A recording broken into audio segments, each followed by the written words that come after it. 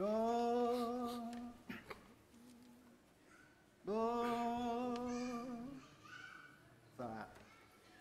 khăn tu bồi ba chu xuân nạp nhớ tế por in vai lâm chung a thi chẳng nang lê cây xuân nạp chu a thi in a tô li Kalvari tam chung a an khai rang nang lê lâu bồi ba ngap tra pha băng a quay nang lê cây xuân na căn bình a thi sen chua na chu xuân chân tơ na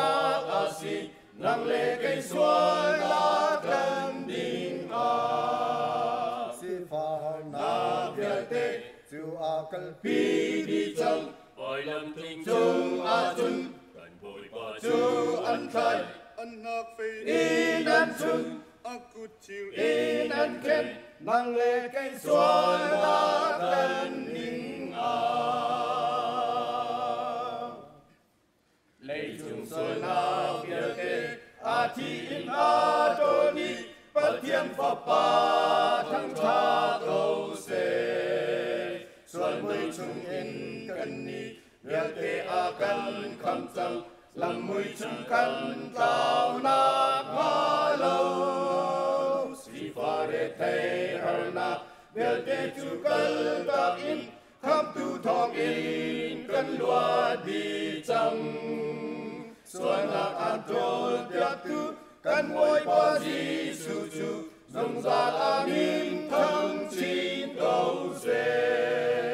si pha hong na bia tê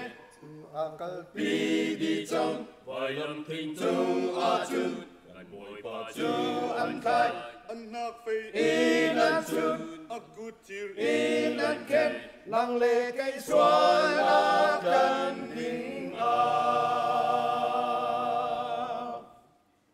mô mi xuân bia tê na xuân mi chung mi na bói pa âu na ô chu thê in chân tu bói pa xin na mai a phong chín tua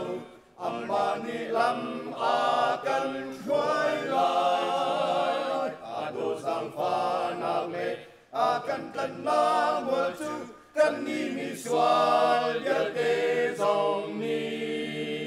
căn người khổ chào a chun bói ba di su thong in dùng ra nun na ram căn châu lai si pha hong na bia tê chu a kal pi đi chăng vai lâm thinh chung a chun căn bói ba chu an khai an nak phê in an chun a cu chiu in an ken nang lê cây xuân na căn bình